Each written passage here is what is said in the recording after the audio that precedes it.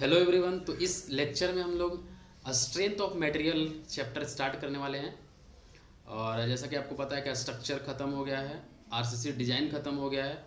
इस महीने तक आरसीसी जियोटेक भी ख़त्म हो जाएगा, ठीक है। और ये भी ख़त्म हो जाएगा strength of material. Next month में जितना भी सब्जेक्ट है, मतलब 5-6 सब्जेक्ट, कितना कितना सब्जेक्ट ख़त्म हो गया। एक स्ट्रक्चर ख़त्म हो गया और आरसीसी डिज़ाइन ख़त्म हो गया। जियोटेक भी इस महीने तक ख़त्म हो जाएगा। और ये सॉम भी ख़त्म हो जाएगा इस महीने तक। इसके बाद फ्लूड भी कोशिश करते हैं कि इस महीने तक ख़त्म हो जाए। तो मतलब कितना हो गया, 3, 2, 5, ये 5 जो बड़ा बड़ा चैप्टर है, बड़ा बड़ा सब्जेक्ट है, ये ख़त्म हो गया। इसके बाद अगला मंथ में हम लोग क्या क्या ख़त्म करेंगे, इन्वायरमेंटल करेंगे। इन्वायरमेंट हो गया, ट्रांसपोर्टेशन हो गया, और क्या बच गया, सर्वे, हाइड्रोलॉजी एंड इरिगेशन, ठीक है। और बीएमबीसी ये सब, और सीपीएम एंड पट, ये सब छोटा छोटा है तो ये जल्दी ख़त्म हो जाएगा। बीएमबीसी और सीपीएम एंड पट हम देखेंगे तो इसी महीने में ख़त्म कर लेंगे। तो इसमें भी एक स्टील स्ट्रक्चर है, तो यहाँ भी 5 सब्जेक्ट इधर भी बच रहा है, ठीक है। और 5 सब इधर इस महीने तक, तो अगला महीने तक सिलेबस ख़त्म हो जाएगा, तो आप उसके लिए टेंशन मत लीजिए। और भी हम लोग फास्ट करेंगे इसको। तो आइए स्टार्ट करते हैं हम लोग स्ट्रेंथ ऑफ मटेरियल में। जो भी चैप्टर पढ़ाया जा रहा है, जो भी सब्जेक्ट हो रहा है, आप उसका सब्जेक्टिव और ऑब्जेक्टिव दोनों क्लियर करते चलिए। 3 सब्जेक्ट कंप्लीट हो गया, मतलब आपको तीनों क्लियर होना चाहिए हर तरफ से। कोई भी डाउट होता है तो आप उसी नंबर पे पूछ सकते हैं, जो नंबर दिया गया है। स्ट्रेंथ ऑफ मटेरियल सॉम में इंपॉर्टेंट चैप्टर है, इससे क्वेश्चन आता है ऑब्जेक्टिव में भी और सब्जेक्टिव में भी। ऑब्जेक्टिव तो बहुत इंपॉर्टेंट है, सब्जेक्टिव में भी आता है। तो स्ट्रेंथ किसको बोलते हैं स्ट्रेंथ ऑफ मटेरियल में? Strength resistance against failure. Strength क्या होता है और स्ट्रेस क्या होता है? स्ट्रेस होता है किसी भी बॉडी पे अगर हम फोर्सेस लगा रहे हैं, लोड लगा रहे हैं, तो इसके अंदर से कितना रेजिस्टिंग फोर्स लग रहा है divided by cross section area, वो स्ट्रेस होता है। और स्ट्रेंथ क्या होता है? वही जो रेजिस्टेंस है जब मैक्सिमम पॉइंट तक पहुंच जाएगा, मैक्सिमम फेल्यूर पॉइंट तक जितना रेजिस्टेंस लगाएगा, उसको स्ट्रेंथ बोलेंगे। स्ट्रक्चर कब फेल होता है? स्ट्रक्चर तब फेल होता है जब इस बॉडी के अंदर का जो रेजिस्टेंस है वो फेल्यूर पॉइंट तक लगता है। उसके बाद क्या होता है, उसके बाद वो रेजिस्टेंस नहीं लगता है, उसके बाद ये लोड ज़्यादा हो जाता है रेजिस्टेंस से, तब स्ट्रक्चर फेल हो जाता है। तो मैक्सिमम जितना रेजिस्टेंस लगता है फेल्यूर के अगेंस्ट में, तो उसी को क्या बोलते हैं? स्ट्रेंथ बोलते हैं। तो वही चीज़ लिखा हुआ है यहाँ पे, रेजिस्टेंस अगेंस्ट फेल्यूर। इसको और भी तरीका से हम लोग डिफाइन करते हैं, ability of a material to resist external load against failure, तो उसको क्या बोलेंगे? स्ट्रेंथ बोलेंगे। The maximum stress develop at a failure is a strength. Strength is a relative parameter. अब हम लोग स्ट्रेंथ को जो है रिलेटिवली हम लोग डिफाइन करते हैं कि हाँ, किसी का स्ट्रेंथ उसके रिस्पेक्ट में ज़्यादा है। ऐसा हम बोल नहीं सकते कि इस बॉडी का स्ट्रेंथ ज़्यादा है, किसी न किसी के रिस्पेक्ट में ही दिखाना होगा कि हाँ, इस बॉडी का जो स्ट्रेंथ है वो इस बी बॉडी के रिस्पेक्ट में ज़्यादा है। डायरेक्टली हम लोग नहीं बोल सकते हैं कि इसका स्ट्रेंथ ज़्यादा है। तो वही चीज़ लिखा हुआ है, रिलेटिव पैरामीटर है एक। अब इसी में एक टर्म आता है stiffness, resistance against deformation. Deformation के अगेंस्ट में जो रेजिस्टेंस डेवलप होता है उसी को स्टिफनेस बोलते हैं। The deformation at a failure is a measure of stiffness, ठीक है। कितना डिफॉर्मेशन हो रहा है अप टू फेल्यूर पॉइंट, उसी को क्या बोलेंगे? स्टिफनेस बोलेंगे। अब स्ट्रेंथ ऑफ मटेरियल में कुछ एजम्पशन है जो कि आपको याद रखना है। सब जब भी हम लोग कोई किसी भी चीज़ का न्यूमेरिकल या फिर डिजाइन या फिर एनालिसिस कुछ भी करेंगे, तो ये एजम्पशन फॉलो होगा, ठीक है। वो एजम्पशन क्या है strength of material? Material are continuous. Material जो होना चाहिए वो कंटिन्यूअस होना चाहिए। मतलब इसके अंदर में कंटिन्यूअस का मतलब कि कोई भी वॉइड और क्रैक इसमें प्रेजेंट नहीं होना चाहिए। तो पहला एजम्पशन क्या हो गया? Material are continuous. दूसरा, materials are homogeneous plus isotropic. Material जो होना चाहिए वो होमोजीनियस होना चाहिए और आइसोट्रॉपिक होना चाहिए। होमोजीनियस मतलब, होमो मतलब सेम होता है और जीनियस मतलब ओरिजिन होता है। मतलब उस मटेरियल का जो है वो सेम ओरिजिन से आना चाहिए, ठीक है। जैसा कि प्लांट जो है वो वुड जो है वो प्लांट से आता है, वो आयरन ओर से क्या होता है? आयरन आता है। तो इसी तरह से हमको एज्यूम करना है बेस मटेरियल जो होता है ना वो सब होमोजीनियस होता है। बेस मटेरियल जो होता है वो सब जैसे कॉपर हो गया, सिल्वर हो गया, जिंक हो गया, स्टील हो गया। स्टील कैसे बना हुआ है? स्टील बना हुआ iron plus manganese plus carbon, ये सब से मिलके बना हुआ है। तो स्टील क्या है? नॉन होमोजीनियस मटेरियल है। तो मटेरियल आर होमोजीनियस हम स्ट्रेंथ ऑफ मटेरियल मान के चलेंगे, मटेरियल जब भी हम कोई भी न्यूमेरिकल बनाएंगे, जो भी कोई फार्मूला एनालाइज करेंगे, तो वो होमोजेनियस को ही हम कंसिडर करके, होमोजेनियस कंसिडर करके ही करेंगे।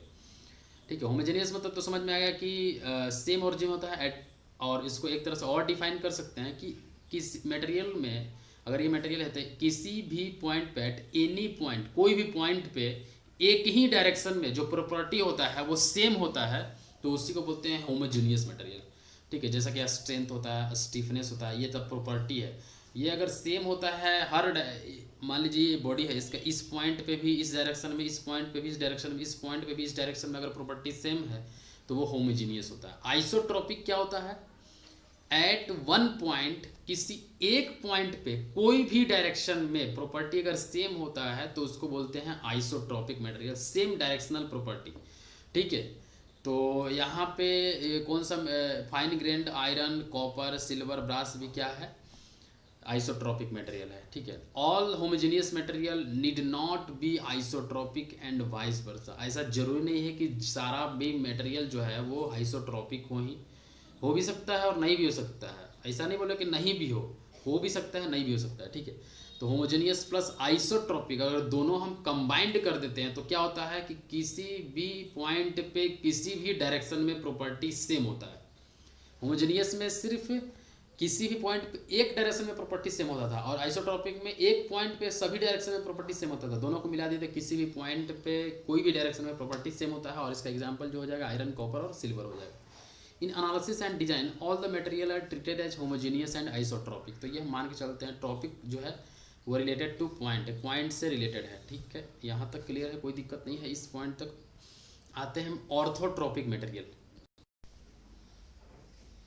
तो ऑर्थोट्रोपिक में क्या होता है, किसी भी पॉइंट पे परपेंडिकुलर डायरेक्शन में प्रॉपर्टी जो होता है वो डिफरेंट होता है, तो उसको बोलेंगे ऑर्थोट्रोपिक मटेरियल। लेयर्ड मटेरियल होता है, जैसे आप कॉपी देखे होंगे, कॉपी का जो मटेरियल होता है वो क्या होता है, एक एक पन्ना से जुड़ा हुआ है, तो लेयर्ड मटेरियल है। तो इसमें जो सिग्मा वाई होगा और सिग्मा एक्स होगा वो अलग अलग होगा।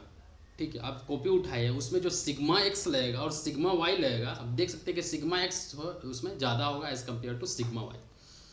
ठीक है, अब आते हैं एनिसोट्रोपिक मटेरियल। इसको नॉन आइसोट्रोपिक मटेरियल बोलते हैं या फिर एलियोट्रोपिक मटेरियल भी बोलते हैं। तो किसी एक पॉइंट पे डिफरेंट डायरेक्शन में प्रॉपर्टी डिफरेंट होता है। ठीक है, उसी को बोलते हैं एनिसोट्रोपिक मटेरियल। क्रैक्ड ग्लास हो गया, क्रैक्ड स्टोन हो गया without crack, cracked stone without crack, ये हो गया। फिर आइसोट्रोपिक हो गया। तो इस टाइप का जो चीज़ें हैं वो एनिसोट्रोपिक मटेरियल में आता है। अब क्या है इसमें कि स्ट्रेंथ ऑफ मटेरियल में हम लोग सेल्फ वेट को इग्नोर कर देते हैं। बाद में हम लोग self weight as external load calculate करते हैं, लेकिन शुरू में सेल्फ वेट को इग्नोर करते हैं। सुपर पोजिशन प्रिंसिपल जो होता है वो वैलिड होगा इसमें।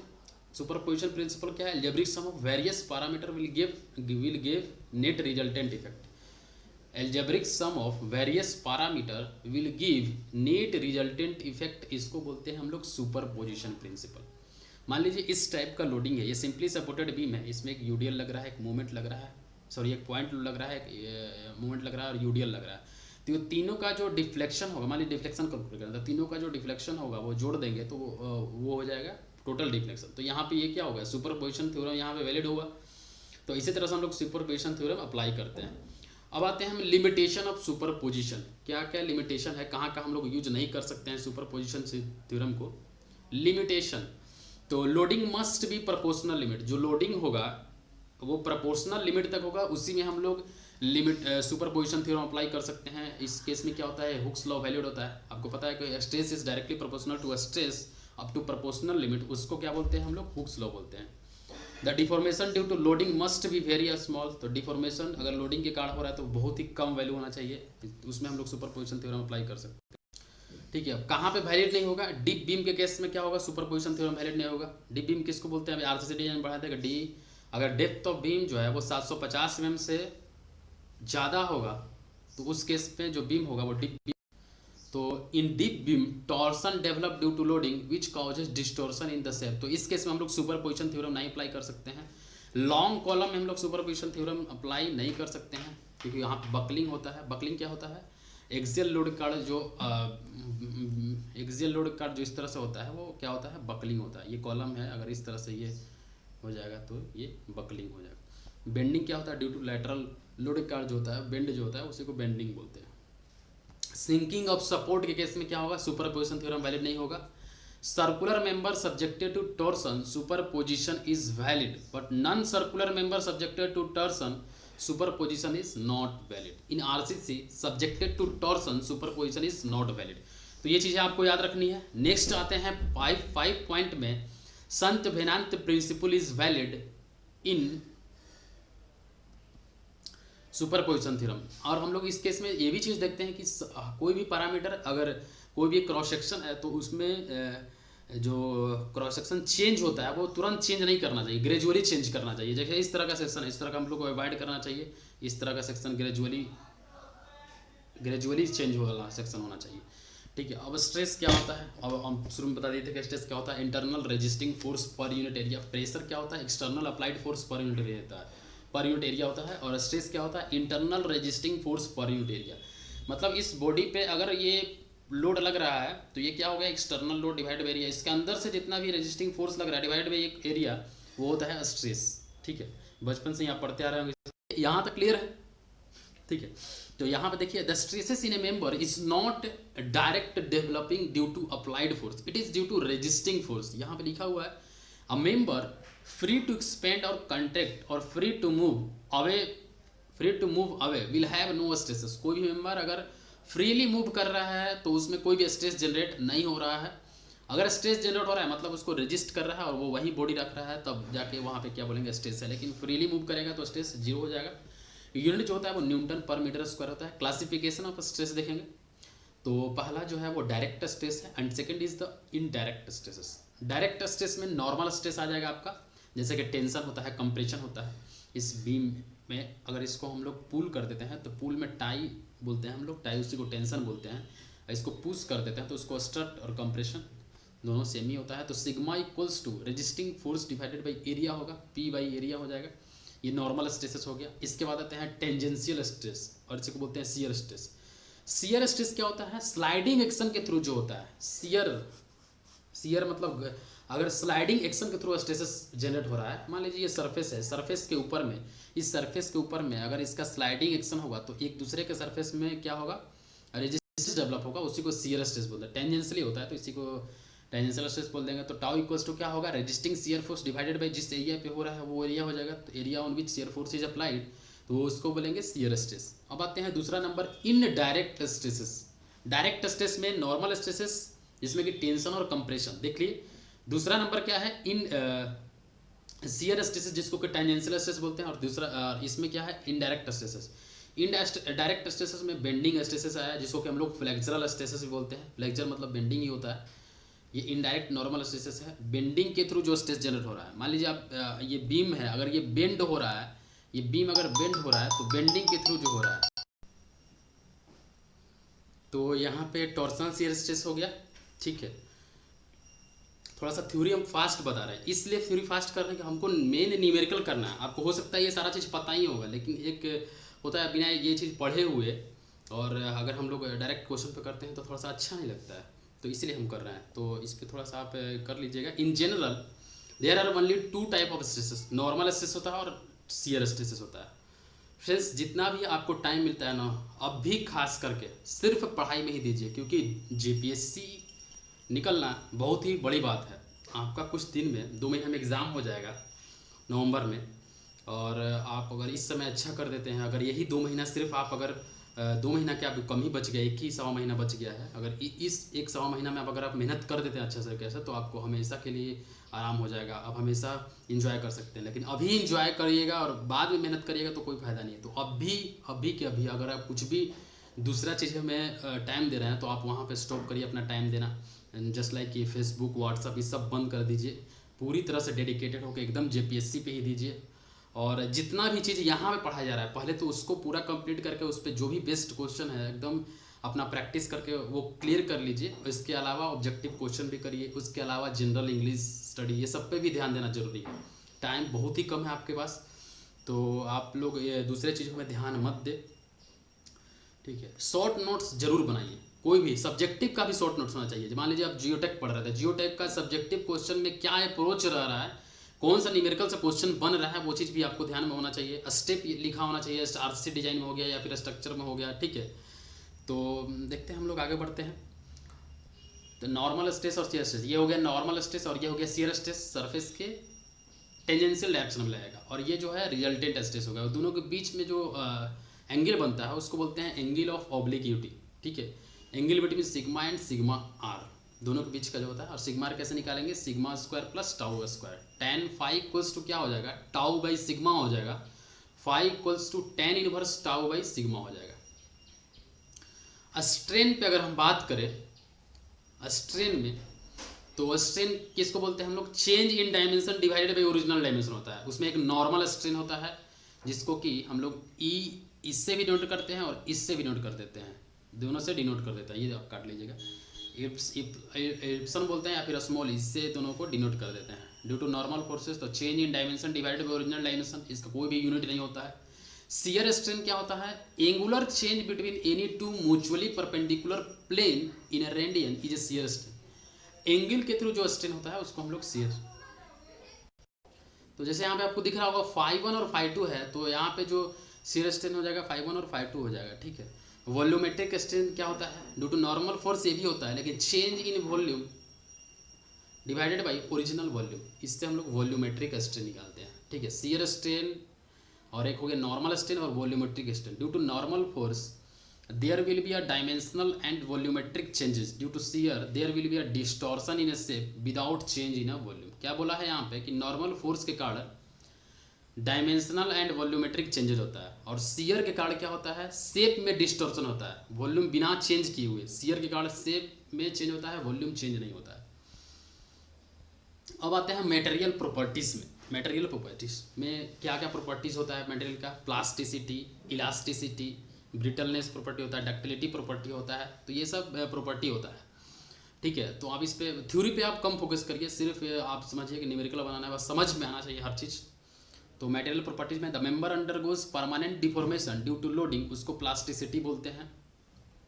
प्लास्टिसिटी अगर कोई भी अगर मटेरियल अगर प्लास्टिक कंडीशन में चला जाता है तो वो अपने शेप में रिगेन नहीं कर सकता है, उसी को हम लोग प्लास्टिसिटी बोलते हैं। तो it is a common phenomenon in A soft metal plastic deformation occurs if the loading is beyond the yield point. Yield point के बाद में, यील्ड पॉइंट ये होता है, इसके बाद में जो होता है यहाँ से लेके यहाँ तक का जो पोर्शन होता है वो प्लास्टिसिटी पोर्शन होता है। तो ये चीज़ आपको याद रखना है। यहाँ इलास्टिसिटी क्या होता है, ability to regain its shape, वो होता है इलास्टिसिटी होता है। Ductility, ability of a material to make thin wire. कोई भी अगर डक्टिलिटी किसको बोलेंगे, किसी भी मटेरियल को अगर हम 3 mm थिन वायर में कन्वर्ट कर सकते हैं उसको। डक्टिलिटी क्या होता है, ये मटेरियल का ऐसा प्रॉपर्टी होता है जिसमें हम लोग कोई भी मटेरियल को हम लोग 3 mm थिन वायर में कन्वर्ट कर सकते हैं, उसको डक्टिलिटी बोलते हैं। तो ability of material to make thin wire, और 3 mm का थिन वायर होता है, ठीक है। और इसमें एग्जांपल जो होता है वो सॉफ्ट मेटल, जैसे कि स्टील में क्या होता है, डक्टिलिटी होता है, तो ठीक है। Ductility related to the tension, ductility किससे रिलेटेड है, टेंशन से रिलेटेड है। Apply load beyond yield stress to make thin wire.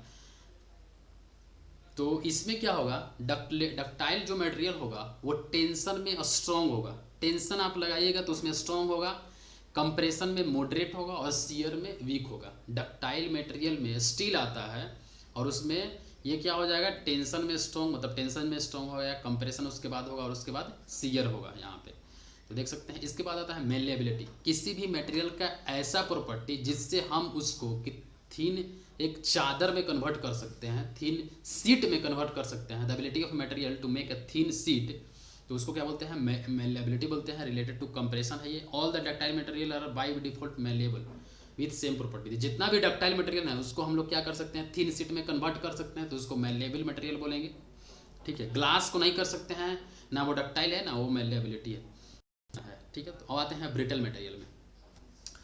Brittle material क्या होता है, fails suddenly due to application of load. जैसे हार्ट अटैक आ जाता है, एक ही बार में आ जाएगा हार्ट अटैक, सर्दी बुखार खांसी हो गया, क्या है, धीरे धीरे आपका शरीर कमज़ोर होगा, तब जाके आप डेथ होगा। लेकिन इसमें क्या होता है, ब्रिटल में डायरेक्टली इसमें by the application of load वो जो स्ट्रक्चर है वो सडनली फेल कर जाएगा।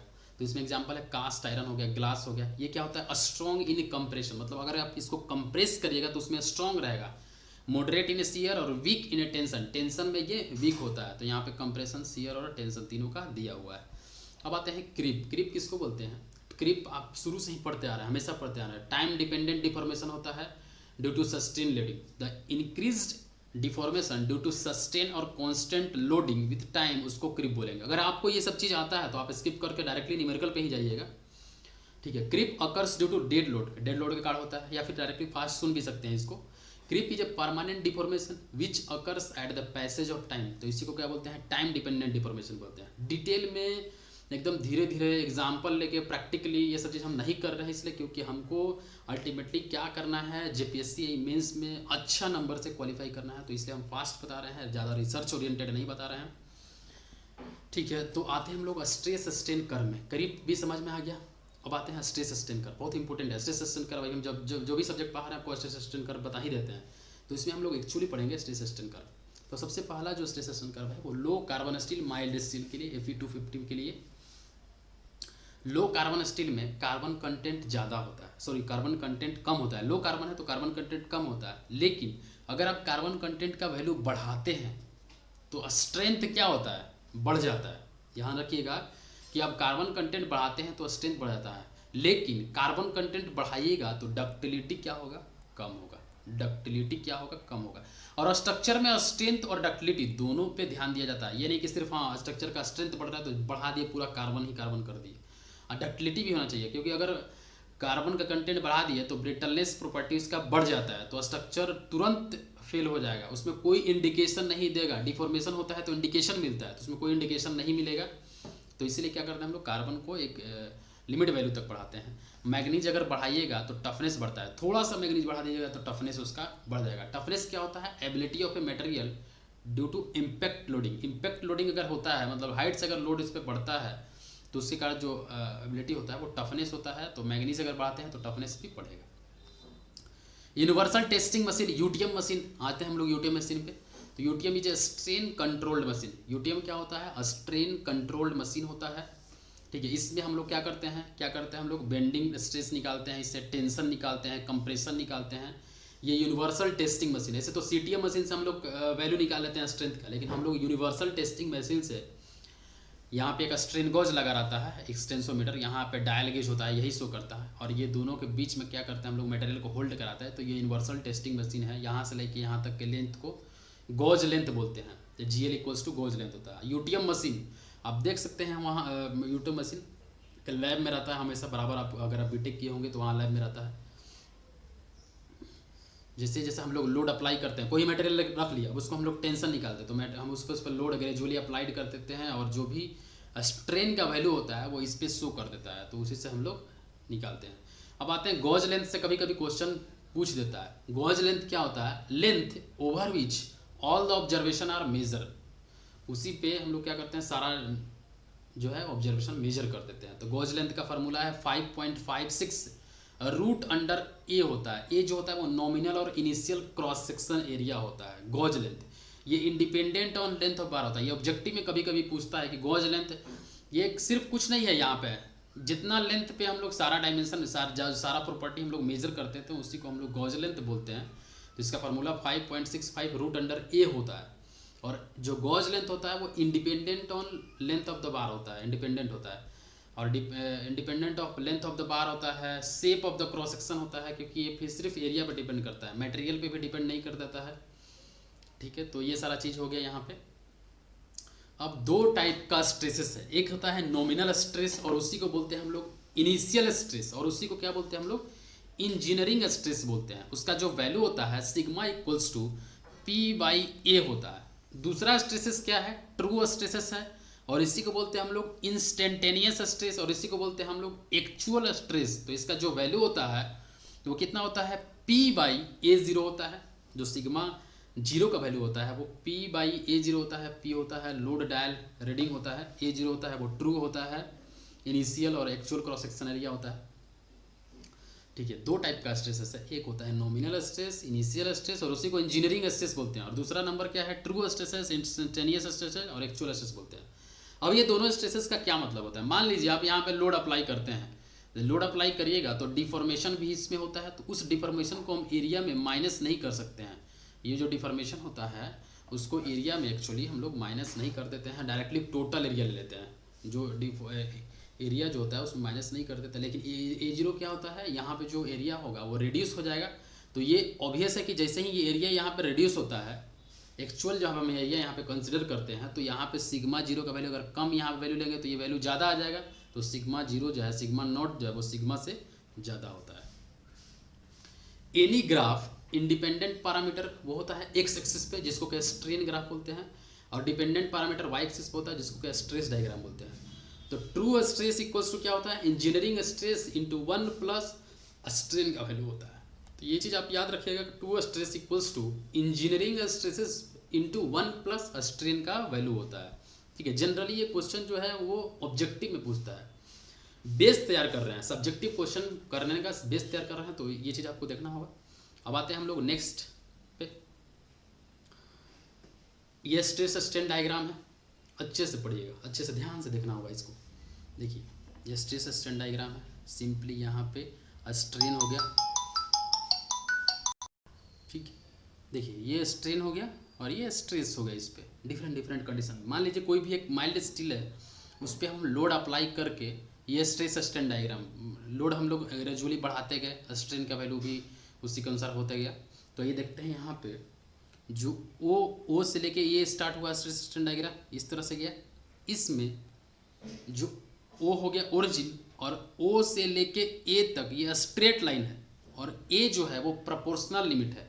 यहाँ पे क्या होता है, up to point A stress directly proportional to strain होता है, और इसी को बोलते हैं हम लोग हुक्स लॉ।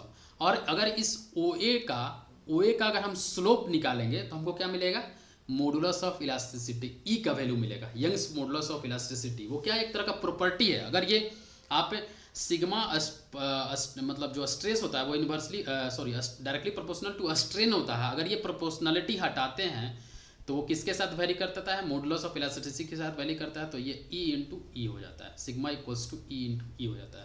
तो यहाँ पे Hooke's law valid only up to proportional limit हो जाएगा। देखिए ए पॉइंट हो गया आपका प्रोपोर्शनल लिमिट, बी पॉइंट जो होता है वो इलास्टिक लिमिट होता है, अप टू बी जो होता है, अप टू बी पॉइंट तक मटेरियल जो होगा वो इलास्टिक होगा। मतलब जैसे अगर हम उस पर लोड अप्लाई करेंगे तो अगर जितना भी डिफॉर्मेशन होगा फिर से उसको रिकवर कर सकता है बी पॉइंट तक। ए से लेके जो बी का जो ग्राफ है वो स्लाइटली कर्व होगा, ठीक है। और इस यील्ड पॉइंट पे सी जो होता है वो क्या है, यील्ड पॉइंट है।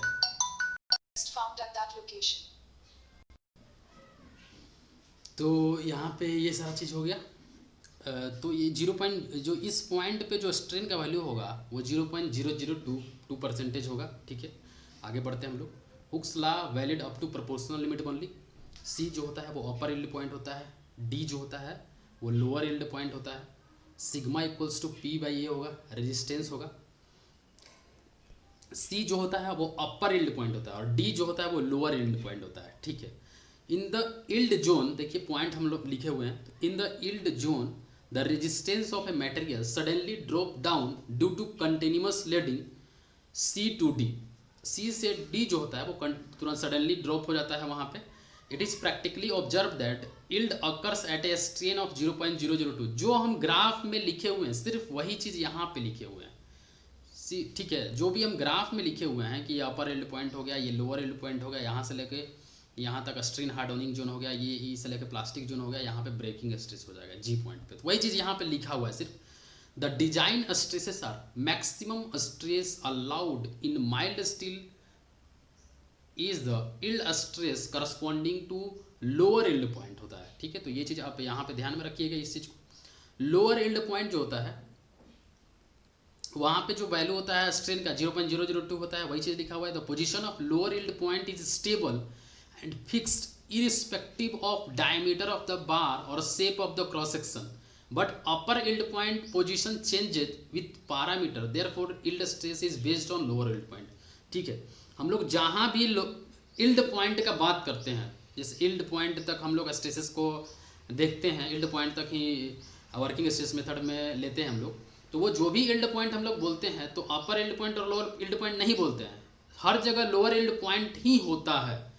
और अपर यील्ड पॉइंट क्यों नहीं होता है? क्योंकि वहाँ पे वेरिएशन होता है, जो वैल्यू का होता है वेरिएशन होता है, वो डिपेंड करता है शेप ऑफ बार पे, क्रॉस सेक्शन पे। तो इसलिए हम लोग अपर यील्ड पॉइंट को इरिलेवेंट बोलते हैं और लोअर यील्ड पॉइंट को हमेशा लेते हैं यहाँ पे। ठीक है, देखिए यहाँ पे सिर्फ वही चीज़ एक्सप्लेन किया गया है इस चीज़ को, जो भी हम ऊपर में समझाएं कि up to load applied up to B point come back to original position after some deformation, zero हो जाएगा यहाँ पे। ठीक है, और load applied up to C don't come back to original, C point तक अगर हम कर देते हैं तो वो वापस नहीं आता है ओरिजिनल पोजीशन पे, और सी पॉइंट पे जो स्ट्रेन होगा वो 0.002 होगा। जितना भी चीज़ बोले हैं ग्राफ में वही चीज़ यहाँ पे लिखा हुआ है। Loading beyond elastic loading causes permanent strain और प्लास्टिक डिफॉर्मेशन और रेसिडुअल स्ट्रेन होता है वहाँ पे। The point on the graph with residual strain of 0.002 is called yield point.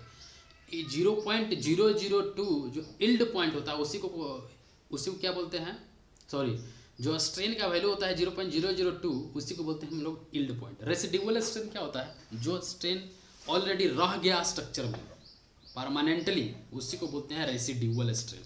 ठीक है, अब डी क्या होगा? प्लास्टिक जोन होगा, परमानेंट डिफॉर्मेशन वहाँ पे हो गया। ये इसमें इस तरह का हो जाएगा, इंडिकेट नॉन होमोजेनियस इंडिकेट कर देता है, और ये होमोजेनियस होता है। In reorientation in plastic zone, resistance increase हो जाएगा प्लास्टिक जोन में। लिमिट स्टेट में हम लोग क्या करते थे? लोड को अल्टीमेट पॉइंट तक लेते थे, लेकिन स्ट्रेस को हम लोग यील्ड स्ट्रेस तक ही कंसिडर करते थे। लोड को अल्टीमेट पॉइंट तक लेते थे, लेकिन स्ट्रेस को हम लोग यील्ड पॉइंट तक ही कंसिडर करते थे। इसमें क्या कंसेप्ट है? इसमें ये कंसेप्ट था कि लोड को हम लोग मान के चलते थे, अगर 80 किलो न्यूटन लोड लगता है तो मान के चलते थे कि उसको 100 किलो न्यूटन लोड लगेगा। स्ट्रेंथ किसी भी स्ट्रक्चर का अगर 80 किलो न्यूटन है तो मान के चलते थे कि 60 किलो न्यूटन होगा। मान लीजिए एक ऐसे ही हम एग्जांपल लिए हैं, मतलब हमेशा हम लोग स्ट्रेंथ कम करके और लोड को बढ़ा के हम लोग डिजाइन करते थे। वही चीज़ लिखा हुआ है यहाँ पे। तो स्ट्रेन एट यील्ड पॉइंट पे 0.002 होगा, और फेलुअर पॉइंट पे कितना होगा? 200 इंटू 200 से 250 टाइम्स 0.002 हो जाएगा। तो ये स्ट्रेन एट फेलुअर पॉइंट पे हो जाएगा। डक्टिलिटी फैक्टर निकालना होगा तो E strain at failure point divide by strain at yield point. और यही चीज़ जो जोन लिखा हुआ है कि ओ बी जो होगा वो इलास्टिक जोन होगा। ये सब चीज़ हम बताएं फिर से लिखा हुआ है। वो ए जो होगा वो लीनियर इलास्टिक होगा, यहाँ पे हुक्स लॉ वैलिड होगा। ए बी जो होगा वो नॉन लीनियर इलास्टिक जोन होगा, जहाँ पे हुक्स लॉ वैलिड नहीं होगा। बी एंड सी जो होगा वो वेरी क्लोज होगा। सी डी जो होगा वो यील्ड जोन होगा। डी प्लास्टिक जोन होगा, और ई एफ जो होगा वो स्ट्रेन हार्डनिंग जोन होगा। ठीक है, तो ये सारा चीज़ ग्राफ में आपको दिख रहा होगा। In a strain hardening zone material undergoes a lot of strain to resist the little load. Strain hardening zone क्या है? यहाँ से है स्ट्रेन हार्डनिंग जोन, इस पॉइंट के बाद जो है ये स्ट्रेन हार्डनिंग जोन है। यहाँ पे तो स्ट्रक्चर फेल ही हो रहा है, यहाँ पे बहुत ज़्यादा क्या हो रहा है? डिफॉर्मेशन, स्ट्रेन हो रहा है। और थोड़ा सा लोड को सहने के लिए, मान लीजिए आप किसी भी स्ट्रक्चर का 80 किलो न्यूटन तक लोड सहने का कैपेसिटी है, 70-75 तक एकदम पूरा सहा, और 5 तक सहने में बहुत ज़्यादा डिफॉर्मेशन हो गया उसको। ठीक है, तो वही चीज़ बोला है। नेक फॉर्मेशन जो होता है, जैसे स्ट्रक्चर जैसे खींचा जाता है तो स्ट्रेन हार्डनिंग जोन में जो नेक फॉर्मेशन होता है वो 45 डिग्री एंगल बनाता है। ये क्वेश्चन कभी कभी आता है, और इसी को बोलते हैं, इसी लाइन को बोलते हैं ल्यूडर लाइन बोलते हैं, जो कि अगर 45 डिग्री पे जो भी क्रैक आता है उसी को ल्यूडर लाइन बोलते हैं। ड्यू टू शियर के कारण होता है ये सारा चीज़, क्योंकि स्टील जो होता है वो वीक होता है शियर में। तो ये सारा चीज़ थ्योरी ऑब्जेक्टिव में पूछता है ये सारा चीज़। ठीक है, अब आते हैं नोट में। नोट में क्या लिखा हुआ है? Up to yield point the change in a cross section area is negligible, therefore nominal stress is almost equals to true stress, therefore all calculation only nominal stress is used. ठीक है, हम लोग nominal stress ही लेते हैं यहाँ पे, because it is consuming to calculate again and again area.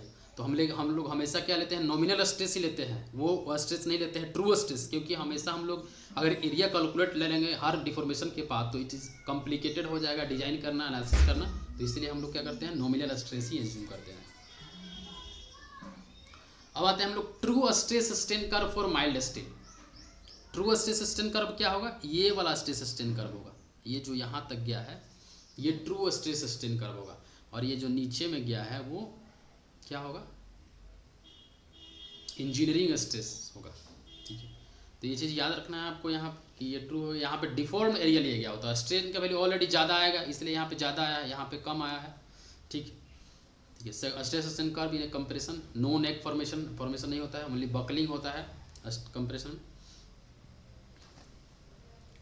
ठीक है, नेक्स्ट आते हैं हम लोग ट्रू स्ट्रेस सस्टेन कर्व। देखिए ये सारा चीज़ थ्योरेटिकल है, इसमें सिर्फ समझाने के लिए है, न्यूमेरिकल अभी करेंगे तो आप उस पर ज़्यादा ध्यान दे कीजिएगा। या फास्ट इसलिए बोल रहे हैं, ज़्यादा हम डीप में नहीं जा रहे हैं क्योंकि टाइम बहुत कम है और सिलेबस जल्दी जल्दी कंप्लीट करना है। True stress sustain curve of mild steel in A tension and nominal stress sustain curve of mild steel in A compression will be in a similar shape. ठीक है, जो ट्रू स्ट्रेस सस्टेन कर्व होता है mild steel का tension में वो क्या होगा, और नॉमिनल स्ट्रेस सस्टेन कर्व जो माइल्ड स्टील का कंप्रेशन में होता है वो दोनों सिमिलर शेप का होता है।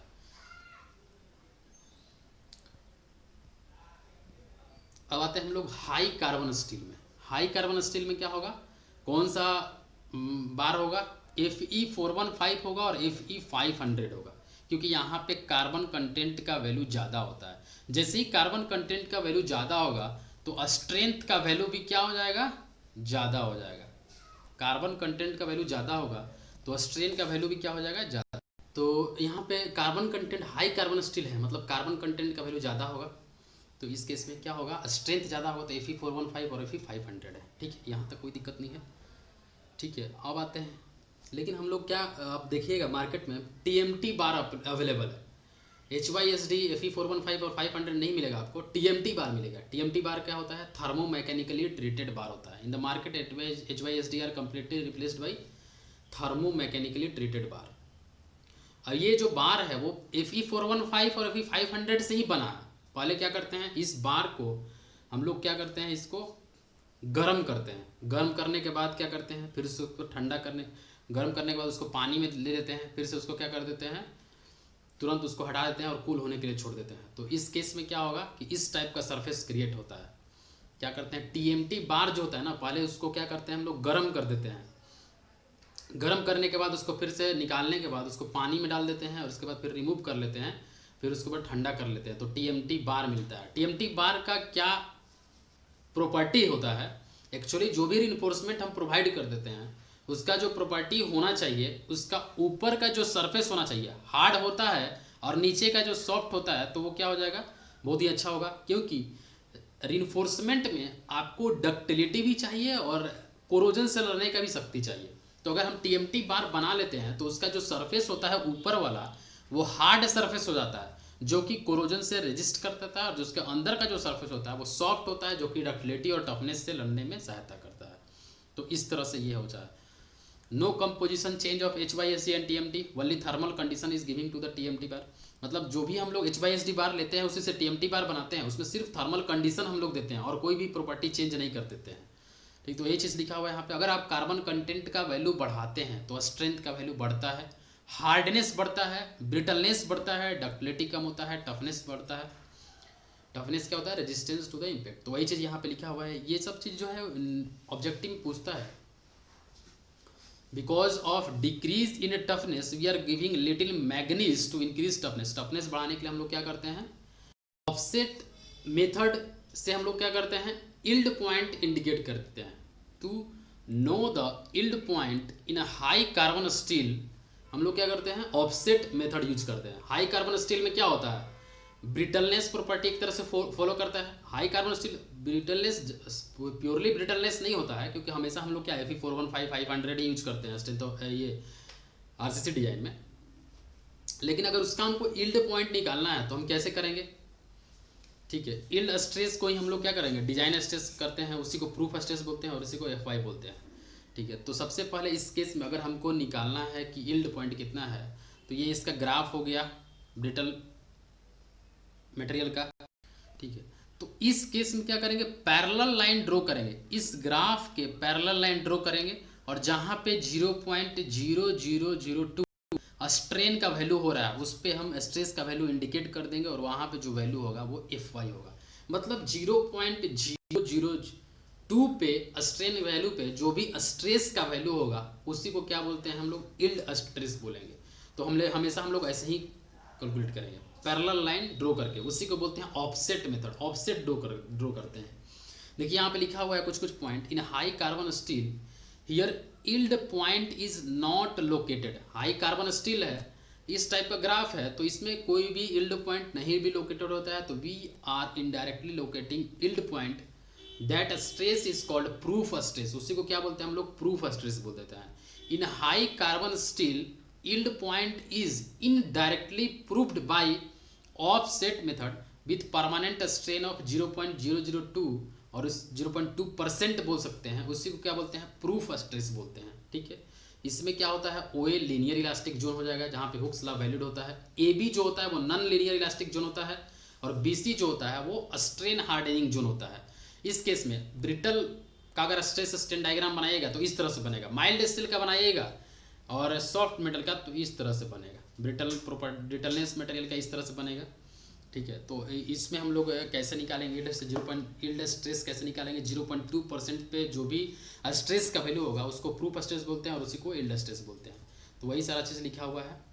आते हैं ब्रिटल मटेरियल पे। ब्रिटल मटेरियल क्या होता है, कोई भी मटेरियल का में अगर डिफॉर्मेशन शो नहीं कर रहा है, डायरेक्टली फेल कर रहा है, तो उसी को ब्रिटल मटेरियल बोलते हैं। यहाँ पे देख सकते हैं आप ब्रिटल मटेरियल कैसे हुआ है, उसका स्ट्रेस स्ट्रेन डायग्राम 0.002 पे जो स्ट्रेस का वैल्यू होगा वो उसी को बोलते हैं हम लोग यील्ड स्ट्रेस, और यहाँ पे 0.0035 पे स्ट्रेन पे जो स्ट्रक्चर जो होता है, ब्रिटल मटेरियल का जो स्ट्रक्चर होता है वो फेल हो जाता है।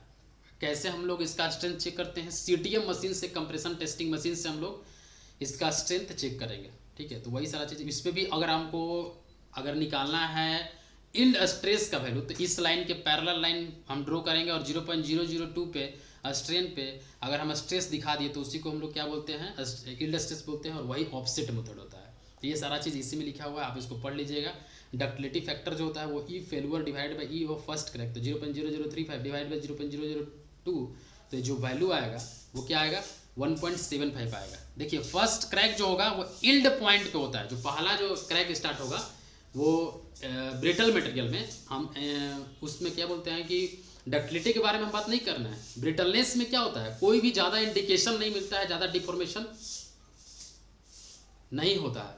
ठीक है, तो यहाँ पे जो स्ट्रेन का वैल्यू होगा फर्स्ट यील्ड पॉइंट पे 0.002 होगा, और जो फेल्यूर पॉइंट पे होगा वहाँ पे 0.0035 होगा, और इसी से हम लोग डक्टिलिटी फैक्टर एज्यूम निकाल सकते हैं।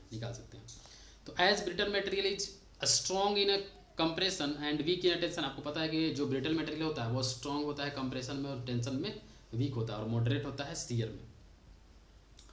ठीक है, तो ये सारा चीज़ वही चीज़ लिखा हुआ है। अगर हम idealize stress strain curve draw करते हैं तो कैसे ड्रॉ करेंगे, रिजिड बॉडी के लिए अगर हम idealize stress strain curve draw करेंगे तो क्या होगा इस केस में क्या होगा, रिजिड बॉडी के केस में स्ट्रेन बिना हुए स्ट्रेस का वैल्यू हो जाएगा। डिफॉर्मेशन क्या होगा, रिजिड है तो डिफॉर्मेशन तो नहीं होगा, ब्रिटल मटेरियल है तो डिफॉर्मेशन नहीं होगा, तो डायरेक्टली सिर्फ स्ट्रेस होगा, स्ट्रेन नहीं होगा, उसमें सिर्फ स्ट्रेस लाया जाएगा यहाँ पे। तो इस तरह का डायग्राम होता है idealised stress curve for rigid body, जहाँ पे कि अब ग्लास में क्या डिफॉर्मेशन होगा, क्या स्ट्रेन होगा, तो इसलिए यहाँ पे ग्लास का हम कैसे बनाएंगे, सिर्फ स्ट्रेस शो करेंगे, स्ट्रेन का वैल्यू शो नहीं करेंगे, इस पर सिर्फ स्ट्रेस होगा। उसी तरह डायमंड में भी वही चीज़ हो जाएगा। ठीक है, अब आते हैं हम आइडियल फ्लूइड में क्या होता है, स्ट्रेस होता है, देखा होगा फ्लूइड में नहीं होता है स्ट्रेस। आप अगर फ्लूइड पानी में अगर सिर्फ आप अगर उंगली डालते हैं पानी में या फिर हाथ अपना डालते हैं तो डायरेक्टली डिफॉर्मेशन होता है, उसमें कोई भी स्ट्रेस नहीं होता है। तो इसलिए क्या होता है, आइडियल फ्लूइड में हम लोग क्या करेंगे, सिर्फ यहाँ पे डिफॉर्मेशन दिखाए हैं, फिर स्ट्रेन दिखाए हैं यहाँ पे। तो आइडियल फ्लूइड इसमें आता है इनकम्प्रेसिबल नॉन डायलेटेड फ्लूइड आता है, नो विस्कोसिटी, सरफेस टेंशन 0 हो जाएगा। इस टाइप का फ्लूइड एग्जिस्ट नहीं करता है, लेकिन हम लोग एज्यूम कर देते हैं कि वाटर जो है वो एक आइडियल फ्लूइड है। Ideal fluid will have a dimensional changes but no volumetric changes. In a rigid body there is no dimensional and volumetric changes. तो ये सारा चीज़ हो गया। अब आते हैं रियल फ्लूइड में। अभी आपने फ्लूइड पढ़ रहा होगा तो फ्लूइड में आपने देखा होगा कि रियल फ्लूइड और आइडियल फ्लूइड का डायग्राम कैसे बनता है। तो स्ट्रेस स्ट्रेन कर्व जो होता है वो रियल फ्लूइड का इस तरह से होता है। Stress directly proportional to strain होगा। यहाँ पे जो वॉल्यूम होगा वो चेंज इन वॉल्यूम 0 नहीं होगा, और ये न्यूटोनियन फ्लूइड का ही डायग्राम होता है जो न्यूटन्स लॉ ऑफ विस्कोसिटी को फॉलो करता है। Stress directly proportional to strain, तो ये रियल फ्लूइड का डायग्राम हो गया। रिजिड अगर प्लास्टिक मटेरियल है, रिजिड है अगर प्लास्टिक मटेरियल है तो क्या होगा, उसमें एक कांस्टेंट स्ट्रेस पे स्ट्रेन का वैल्यू होगा, कांस्टेंट स्ट्रेस पे स्ट्रेन का वैल्यू बढ़ते जाएगा प्लास्टिक मटेरियल में। कंटिन्यूअस डिफॉर्मेशन, तो इसका डायग्राम इस तरह से हो जाएगा स्ट्रेस स्ट्रेन कर्व में। विस्को इलास्टिक होगा, विस्को इलास्टिक, इसको हम लोग विस्को को बोलते हैं प्लास्टिक मटेरियल, तो इसका हम डायग्राम स्ट्रेस स्ट्रेन डायग्राम इस तरह से ड्रॉ करेंगे, प्लास्टिसिटी शो करेगा हमेशा, तो ये डायग्राम हो जाएगा। एक्चुअल स्ट्रेस स्ट्रेन डायग्राम क्या होता है, ये होता है एक्चुअल स्ट्रेस स्ट्रेन डायग्राम, और ये जो होगा ये आइडियल स्ट्रेस स्ट्रेन डायग्राम होता है स्टील का, माइल्ड स्टील का। तो यही सारा चीज़ है, यहाँ पे देख सकते हैं आप। कंक्रीट का अगर आप एक्चुअल स्ट्रेस स्ट्रेन डायग्राम बनाइएगा, कंक्रीट का एक्चुअल स्ट्रेस स्ट्रेन डायग्राम, तो ये होता है कंक्रीट का एक्चुअल स्ट्रेस स्ट्रेन डायग्राम। अगर इसका आइडियल स्ट्रेस स्ट्रेन डायग्राम बनाते हैं हम, तो एफसी के करते हैं। आइडियल में हम लोग क्या करते हैं ना, कुछ चीज़ों को एज्यूम कर लेते हैं, ठीक है। अगर आइडियल हम लोग इसीलिए एग्जिस्ट में लाते हैं ताकि जो मेरा जो स्ट्रक्चर है वो एनालाइज हो पाए, डिजाइन हो पाए, इसीलिए हम लोग करते हैं। तो ये हो गया। अब आते हैं फैक्टर ऑफ सेफ्टी पे। तो डक्टाइल मटेरियल के लिए जो फैक्टर ऑफ सेफ्टी का जो वैल्यू होता है वो yield stress by working stress होता है। Factor of safety for ductile material yield stress divided by working stress होता है, और ब्रिटल मटेरियल के लिए क्या होता है, ultimate stress divided by working stress होता है, ठीक है। और वर्किंग स्ट्रेस को क्या बोलते हैं हम लोग, सर्विस और अलाउएबल स्ट्रेस भी बोलते हैं, सर्विस स्ट्रेसेस और अलाउएबल स्ट्रेस बोलते हैं। डक्टाइल में हम लोग यील्ड कंसीडर किए हैं, लेकिन ब्रिटल में हम लोग अल्टीमेट कंसीडर किए हुए हैं, क्योंकि यहाँ ब्रिटल में अल्टीमेट पॉइंट होता है, यील्ड पॉइंट नहीं होता है। डक्टाइल में हम लोग यील्ड कंसीडर करते हैं। तो ये फैक्टर ऑफ सेफ्टी आपको याद रखना होगा। अल्टीमेट स्ट्रेसेस का जो वैल्यू होगा वो ज़्यादा होता है as compare to yield stress का वैल्यू। अल्टीमेट स्ट्रेस का जो वैल्यू होता है as compare to yield stress ज़्यादा होता है, इसीलिए ब्रिटल मटेरियल में फैक्टर ऑफ सेफ्टी हम लोग ज़्यादा एज्यूम करते हैं, जबकि डक्टाइल में कम करते हैं, ठीक है। और एरोनॉटिकल इंजीनियरिंग में मार्जिन ऑफ सेफ्टी जो होता है एरोनॉटिक्स में, वो फैक्टर ऑफ सेफ्टी -1 हम लोग लेके चलते हैं। वही चीज़ लिखा हुआ है, brittle material has higher factor of safety because ultimate stress is greater than yield stress, so chances of failure is more, so we take more factor of safety. तो वही चीज़ लिखा हुआ है यहाँ पे। अब आते हैं हम इलास्टिक कांस्टेंट पे। इलास्टिक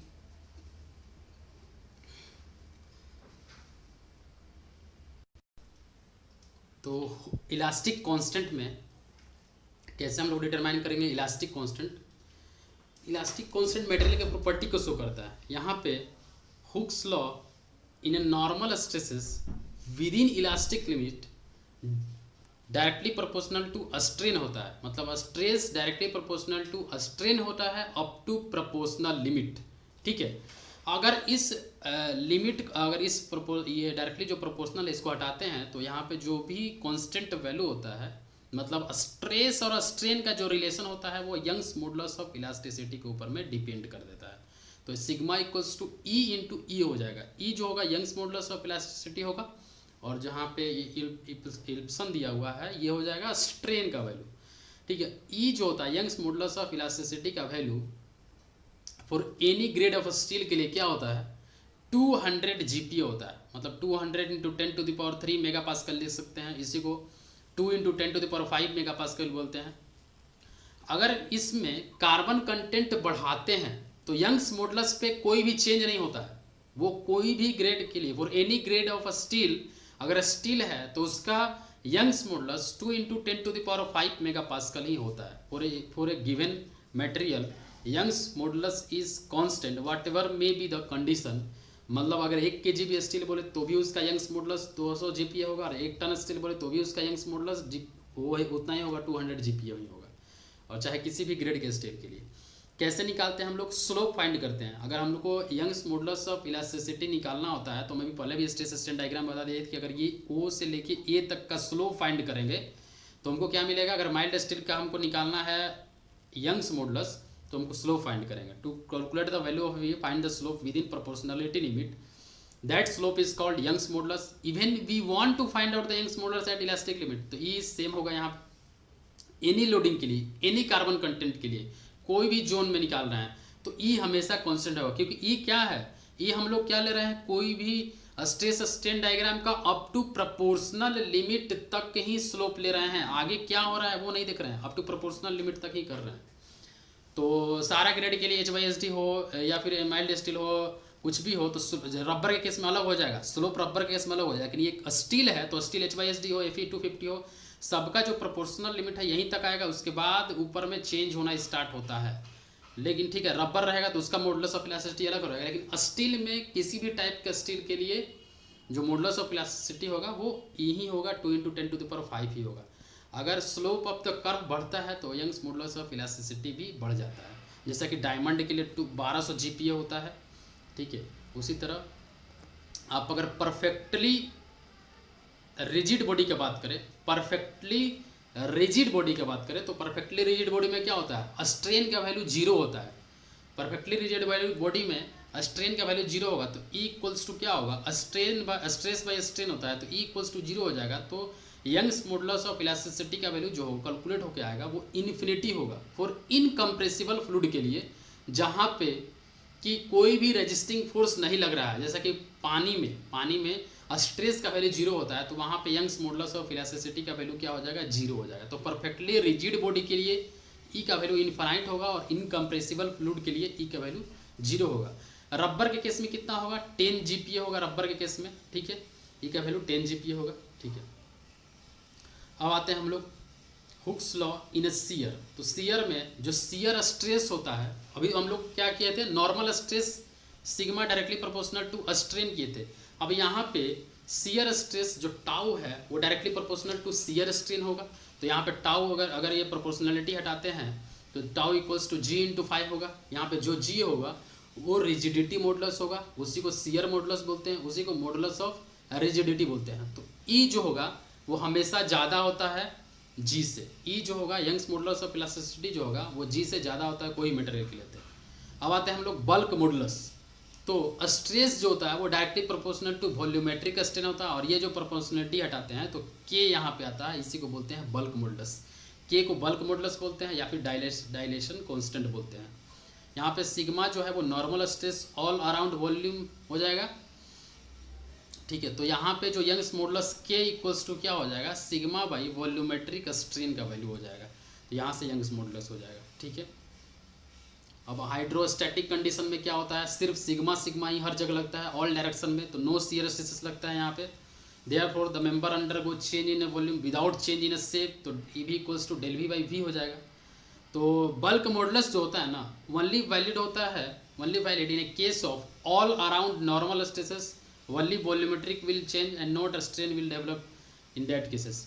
तो इसमें क्या होगा, देखिए बल्क मॉडुलस हमेशा जो होता है वो अगर वॉल्यूमेट्रिक स्ट्रेन जिस किसी में भी आ रहा है उसी में होता है। अगर वॉल्यूमेट्रिक स्ट्रेन नहीं आएगा तो K का वैल्यू क्या हो जाएगा, सिग्मा बाई EV का वैल्यू 0 हो जाएगा, तो K का वैल्यू क्या आ जाएगा, इनफाइनाइट हो जाएगा, ठीक है। तो इसीलिए हम लोग जो एग्जिस्ट करता है ये बल्क मॉडुलस का वैल्यू, वो अगर वॉल्यूमेट्रिक चेंज होता है तो उसी से होता है। ये सारा थ्योरेटिकल है, बस आपको याद रखना है। आगे हम लोग न्यूमेरिकल पढ़ेंगे तो जो चीज़ जरूरत होगा वो आप देखिएगा। रिजिड बॉडी और इनकम्प्रेसिबल फ्लूइड के केस में K का वैल्यू क्या होगा, तो रिजिड बॉडी होगा। तो रिजिड बॉडी के केस में आपको पता है कि वॉल्यूमेट्रिक चेंज 0 होता है तो K का वैल्यू इनफाइनाइट होगा। अगर इनकम्प्रेसिबल फ्लूइड है तो उस केस में सिग्मा इक्वल्स टू K×EV हो जाएगा, तो K equals to sigma divided by ΔV/V हो जाएगा, ठीक है। तो आइसोट्रोपिक मटेरियल के लिए E का वैल्यू ज़्यादा होगा, उसके बाद K का वैल्यू होगा, उसके बाद G का वैल्यू होता है। तो ये आप हमेशा याद रखिए, ये ऑब्जेक्टिव में पूछता है, बराबर पूछता है, ठीक है। अब आते हैं हम लोग पॉइजन्स रेशियो के बारे में। पॉइजन्स रेशियो क्या होता है, इसको हम लोग म्यू से डिनोट करते हैं और गामा से डिनोट कर देते हैं। तो म्यू इक्वल्स टू क्या होता है, lateral strain divided by linear strain. Poisson's ratio होता है ratio between lateral strain divided by linear strain होता है। तो इसको म्यू से डिनोट करते हैं। यहाँ पे माइनस साइन इसलिए लिए हैं कि कोई भी अगर शेप का ऑब्जेक्ट है, अगर हम इसको लेंथ के डायरेक्शन में बढ़ा रहे हैं, लेंथ के डायरेक्शन में स्ट्रेच कर रहे हैं, तो अदर डायरेक्शन में क्या होता है, डिक्रीज कर देता है। देखिए यहाँ पे लिखा हुआ है, if length direction increases then other to lateral direction decreases. तो दूसरा डायरेक्शन में डिक्रीज करेगा, तो इसलिए हम यहाँ पे अगर निगेटिव ले लिए तो मतलब अगर लैटरल पॉजिटिव है और नीचे में निगेटिव आ रहा है तो ये पूरा जो वैल्यू आ जाएगा पॉइजन्स रेशियो का वो क्या आ जाएगा, पॉजिटिव आ जाएगा, ठीक है।